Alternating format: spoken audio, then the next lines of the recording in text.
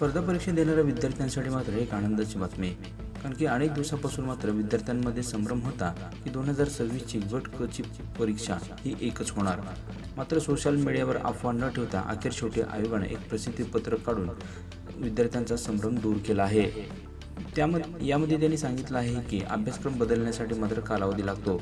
याबाबत समिती नेमली असून मात्र येणारा अहवाल आणि त्यामध्ये लागणारा वेळ हा जास्त असू शकतो. त्यामुळे ही 2026ची ॲड मात्र पूर्व परीक्षा आणि त्यानंतर मुख्य परीक्षा असणार आहे. या प्रसिद्धीपत्रानुसार मात्र विद्यार्थ्यांचा संभ्रम अखेर शेवटी दूर झाला आहे. कारण की ज्यावेळेस अभ्यासक्रम बदलेल म्हणजे त्याची शहानिशा होईल त्यानंतर मात्र आयोग प्रसिद्धीपत्राद्वारे विद्यार्थ्यांना कळवेल. मात्र तुर्तास तरी पूर्व परीक्षा आणि त्यानंतर मुख्य परीक्षा होणार आहे असं आयोगाने प्रसिद्धीपत्राद्वारे सांगितलं असून विद्यार्थ्यांचा संभ्रम मात्र दूर केला आहे.